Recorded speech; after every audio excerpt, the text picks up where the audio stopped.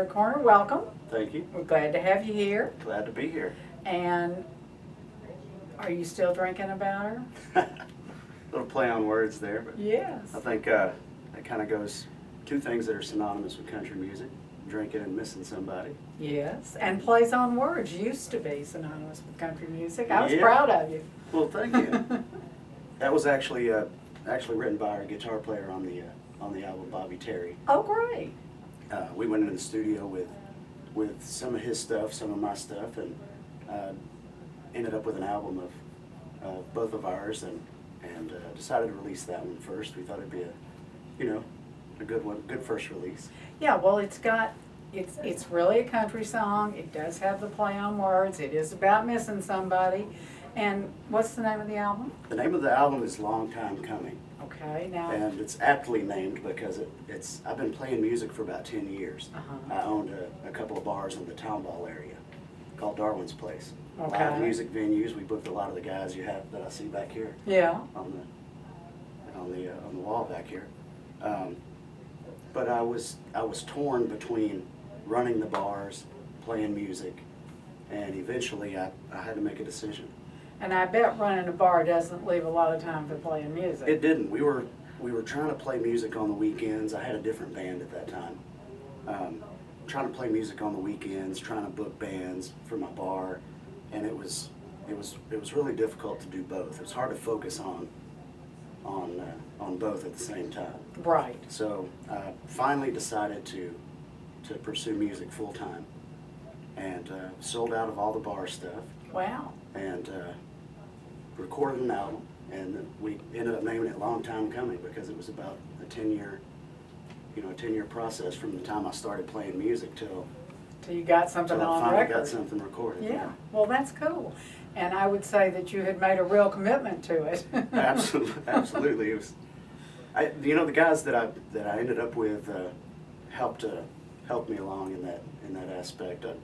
The guys were touring with a guy named Todd Fritch. Mm-hmm. Todd, yes, I know Todd as you know, well. decided to focus more on the family business, Right. which was cattle. Cattle. And that left an opening in the lead singer position, and these guys had been playing with him and kind of picked me up and Oh, well, that's a said, good hey, combo. if Yeah. we're going to do this, we need to do this 100%. We need to go all in.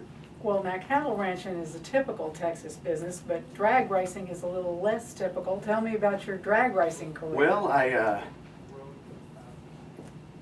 growing up, my dad had always been into hot rods. So, from the time I was, 5, 6 years old, remember the guys leaning over hoods of cars, looking at engines and stuff.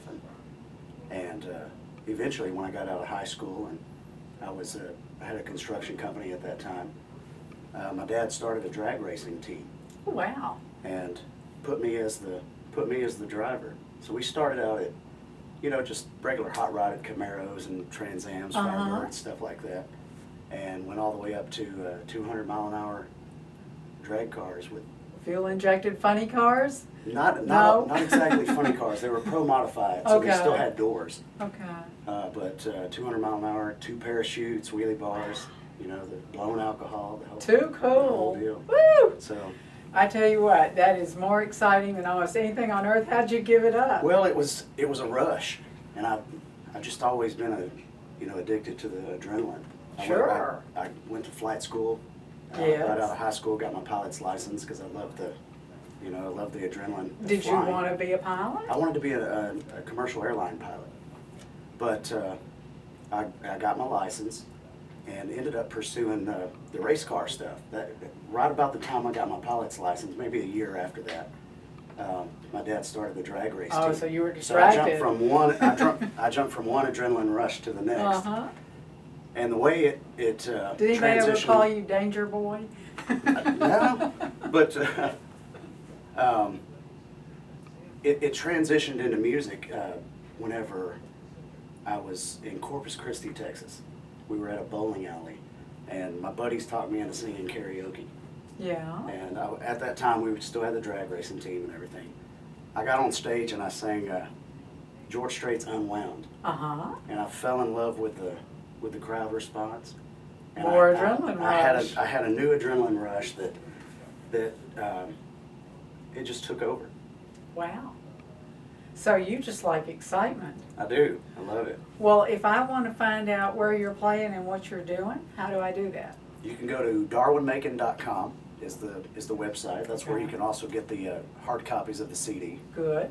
Of course, you can download digital copies everywhere digital music's sold, iTunes, Google Play, All the those usual places. suspects. Okay.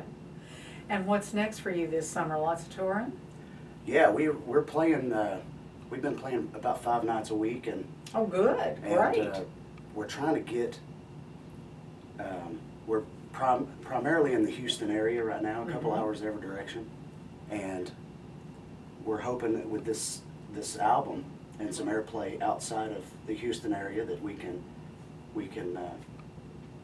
go across Texas and Right. Oklahoma. Well, it's always good to start in close to home and move your way out. Yep, that's what we're Thanks doing. for coming in, Darwin. Thank you for having me.